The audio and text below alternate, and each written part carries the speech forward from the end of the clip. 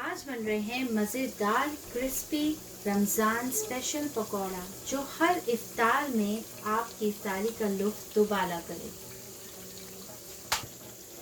आइए इन क्रिस्पी और मज़ेदार पकौड़ों की रेसिपी और टेक्निक जानते हैं।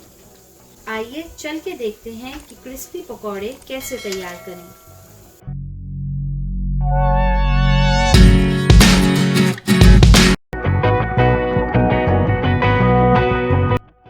अस्सलाम वालेकुम। आज हम आपके साथ रमज़ान के स्पेशल पकौड़ों की रेसिपी शेयर कर रहे हैं। तो आइए चल के इन मज़ेदार क्रिस्पी पकौड़ों की रेसिपी देखते हैं। इंग्रेडिएंट्स में मेरे पास सबसे पहले है 1 लार्ज अनियन यानी 1 बड़ी प्याज, साथ ही मेरे पास है 2 आलू और मेरे पास है थोड़ा सा हरा धनिया और 1 हरी मिर्च। ये मेरे पास थोड़ी लंबी हरी मिर्च है, अगर आपके पास छोटी हरी मिर्च है तो आप 2 से 3 ले सकते हैं। मेरे पास है तकरीबन 1 कप बेसन। स्पाइसेस में मेरे पास बहुत ही कम मसाले हैं, जिसमें मैंने हाफ टी स्पून के करीब ली है पिसी हुई लाल मिर्च, हाफ टी स्पून के करीब है मेरे पास कुटी हुई लाल मिर्चें और मेरे पास है 1 टेबलस्पून के करीब साबुत धनिया और जीरा, जिसको मैंने हल्का सा रोस्ट करने के बाद मैंने इसको हाथ से हल्का हल्का क्रश कर लिया है। और लास्ट इंग्रेडिएंट है बेकिंग सोडा, वो हमें चुटकी भर जरा सा हमें आखिर में रिक्वायर्ड है। अब हम पकौड़े बनाने की तैयारी स्टार्ट करते हैं। सबसे पहले हमें एक एक करके आलू, प्याज और हरी मिर्च को काट लेना है। सबसे पहले हम आलू को काट लेते हैं। इन पकौड़ों को बनाने की खास टिप ये है कि आलू, प्याज और हरी मिर्च की आपको कटिंग जूलियन कट में करनी है। इस तरीके से ना सिर्फ आपके पकौड़े क्रिस्पी बनते हैं बल्कि लच्छेदार बन के निकलते हैं। ये देखें, आपको आलूओं को इस तरीके से पतले पतले फिंगर चिप्स की तरह कटिंग करनी है।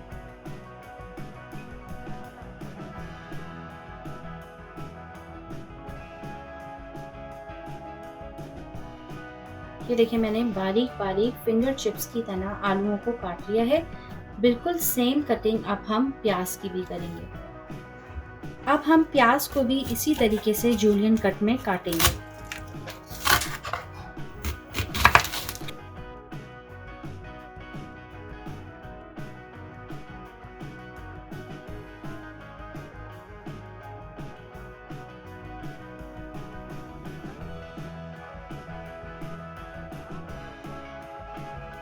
ये देखिए, प्याज को इस तरीके से लंबा लंबा आपने जूलियन कट में काट लेना है। साथ ही हम हरी मिर्च को भी इसी तरीके से लंबा लंबा जूलियन कट में काट लेंगे।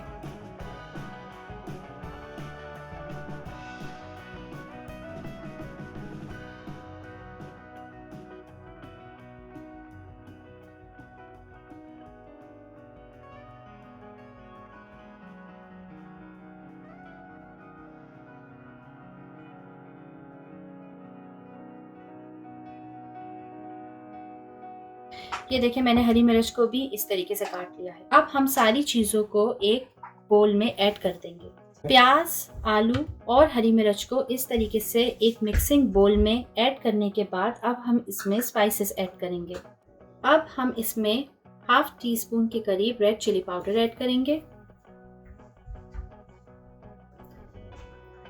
साबुत धनिया और जीरा रोस्ट किया हुआ मैंने इसको क्रश कर लिया था, वो भी ऐड करेंगे,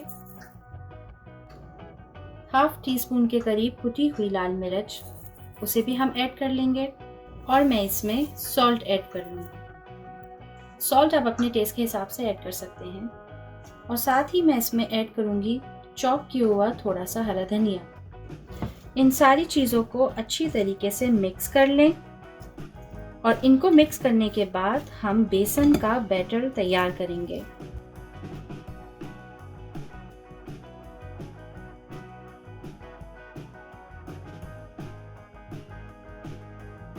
मेरे पास आधा कप के करीब है बेसन, जिसमें अब मैं पानी ऐड करके एक बैटर तैयार कर लूँगी। पानी आप अपनी रिक्वायरमेंट के हिसाब से डाल सकते हैं। कुछ लोगों को थोड़ा ज़्यादा गाढ़ी कंसिस्टेंसी पसंद होती है पकौड़ों के लिए। पानी डालने के बाद आप अच्छी तरीके से बेसन को घोल लें। आप मेक श्योर कीजिएगा कि इसमें कोई भी लम्प्स ना बने।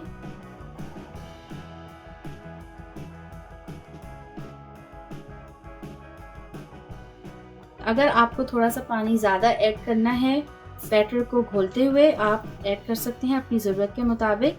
अब आप देख सकते हैं मैंने बेसन अच्छी तरीके से घोल लिया है और इसकी कंसिस्टेंसी ये है। बेसन अच्छी तरीके से घुल गया है। अब मैं बेसन को इन चॉप की हुई वेजिटेबल्स में ऐड कर दूंगी। कुछ लोगों को बेसन कम पसंद होता है पकौड़ों में, कुछ को ज़्यादा पसंद होता है। आप कम या ज़्यादा अपने टेस्ट के हिसाब से कर सकते हैं। अब आप इस मिक्सचर के साथ अच्छी तरीके से मिक्स कर लें और साथ ही आप चाहें तो इसमें पिंच ऑफ बेकिंग सोडा तलने से 5 मिनट पहले ऐड कर दें इस मिक्सचर में। ऑयल को मैंने गरम कर लिया है। अब हम पकौड़ों को फ्राई करेंगे।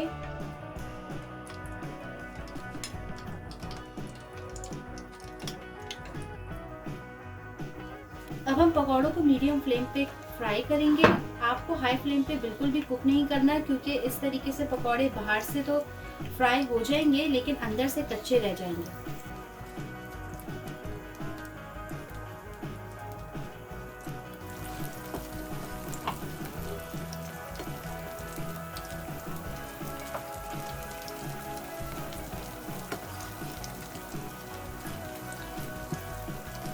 मैंने इनकी साइड्स को चेंज कर लिया है आहिस्ता आहिस्ता।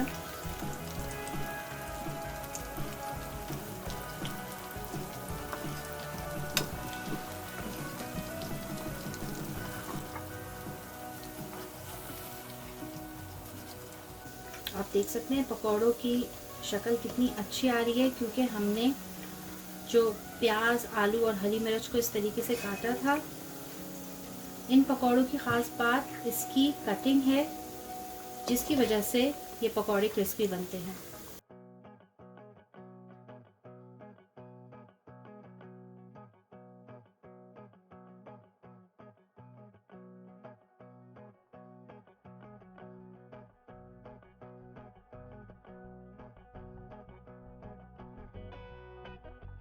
ये देखें पकौड़े ऑलमोस्ट फ्राई हो चुके हैं और ये कितने अच्छे भी लग रहे हैं।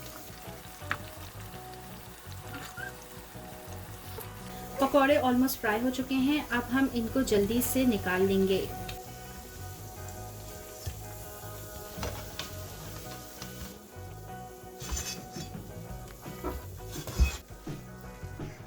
पकौड़ों को निकालते वक्त अच्छी तरीके से इसका ऑयल आप निचोड़ लें और फिर इसको इस तरीके से एक नैपकिन पे बिछा लें।